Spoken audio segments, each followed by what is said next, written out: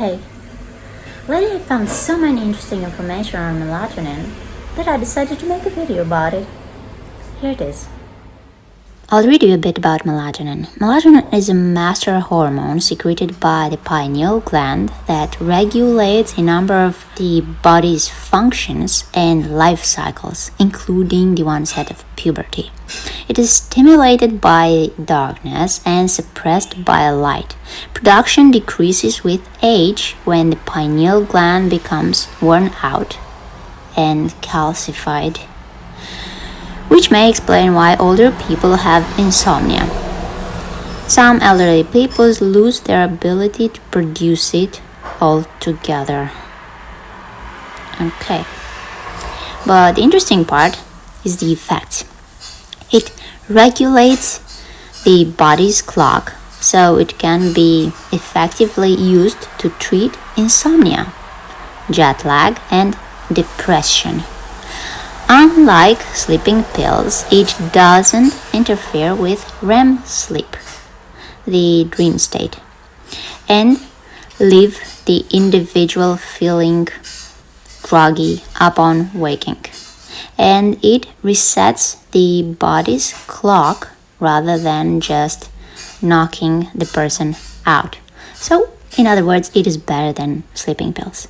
But it is known to produce vivid dreams. So if you're interested in vivid dreams, this is the one you're interested in. It also works as a powerful antioxidant, as much as 500 times more powerful than DMSO. So this is the part I was interested in and the part I wanted you to notice, that melatonin is 500 times more powerful than DMSO. Wow. And is now being tested as a possible anti-cancer drug. And another interesting article says that melatonin is one of the most important antioxidant molecules and certainly the most ancient, as it has been part of biological life for over 3 billion years. It's present in prokaryotes, which are bacteria, and even in plants. In the human body, melatonin not only has independent, direct antioxidant effects on its own, but it also stimulates the synthesis of glutathione and other important antioxidants like superoxide dismutase and catalase.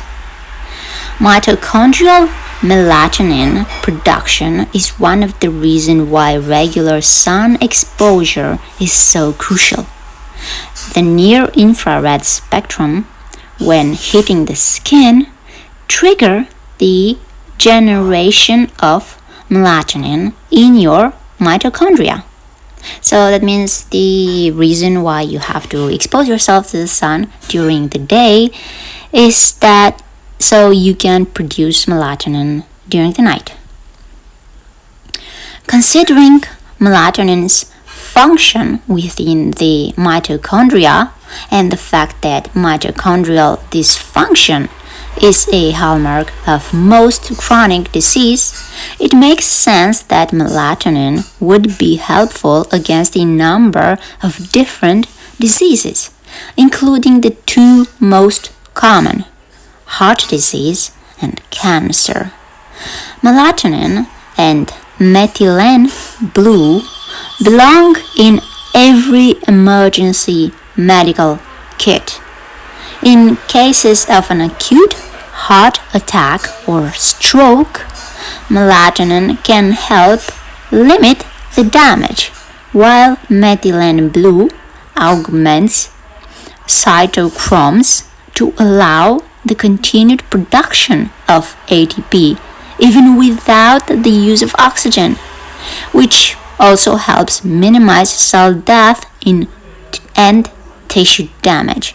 So in other words, make sure you have melatonin and methylene blue at home on hand in your emergency medical kit. So there are two types of melatonin in your body. The melatonin produced in your pineal gland and the melatonin produced inside your mitochondria.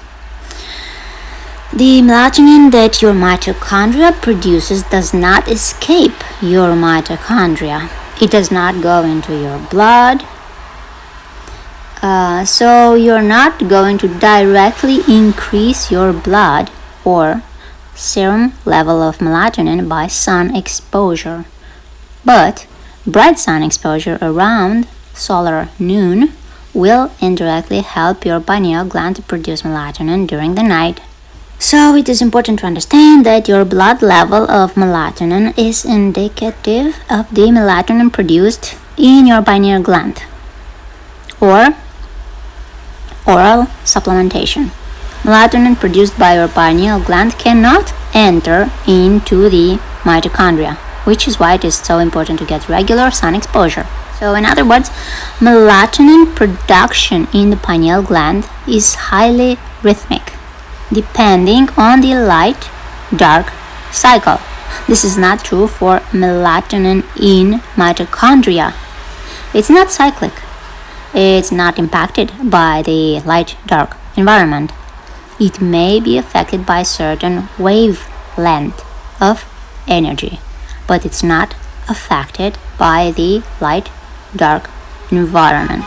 So blood levels are derived from the pineal gland, and this rhythm is very important for setting circadian rhythms.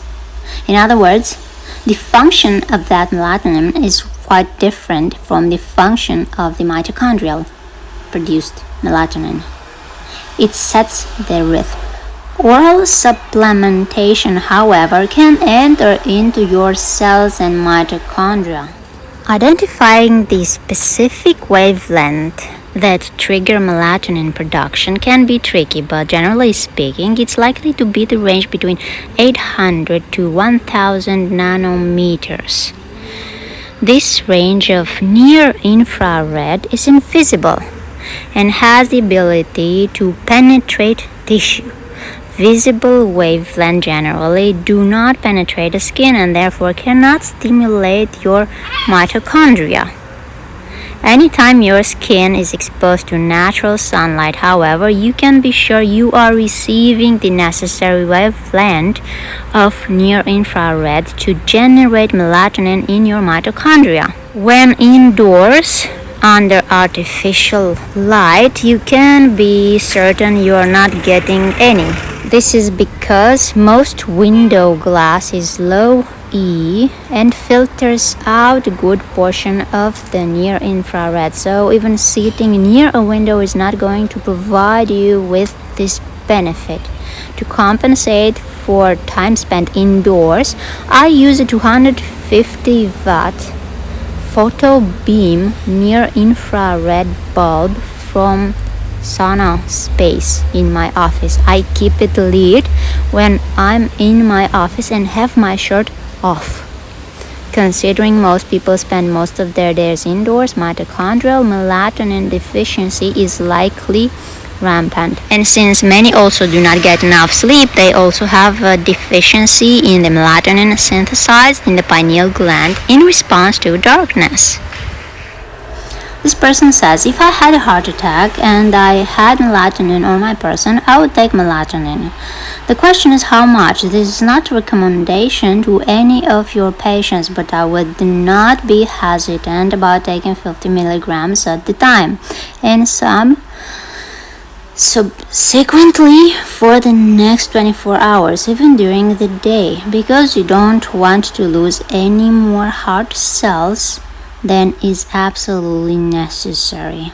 I have suggested it a number of times. In other words, an emergency medical technician goes out, picks up the patient who has clearly a heart attack. I think on site immediately melatonin should be given intravenously rather than orally. It would be difficult to give it orally.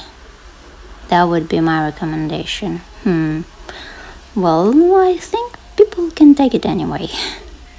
In case of an acute heart attack or stroke, which have virtually identical tissue damage mechanisms, just one affects the heart and the other your brain. I would also add methylene blue. Methylene blue is well documented to be highly beneficial for reperfusion injuries, especially if you do it right at the beginning of the event, because it augments cytochromes to allow the continued production of ATP even without the use of oxygen.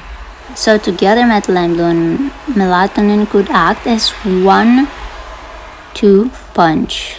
If you've got a stroke or heart attack, they really should be part of every emergency kit. As an interesting side note, melatonin can also be useful in people with type 2 diabetes. Writer notes he has diabetic colleagues who take 1 gram of melatonin daily to counteract the free radical damage caused by hyperglycemia. Keep in mind that melatonin does not treat the cause of the diabetes. It only helps to counteract the damage being caused. Ideally, you want to use sublingual or intravenous melatonin because it will enter your bloodstream much faster. Another option is to take your own rectal suppositories. If you swallow it, it needs to pass through and be metabolized by your liver. So we should take sublingual melatonin. In addition to its antioxidant potential, melatonin also has antiviral capacity. When COVID-19 became common,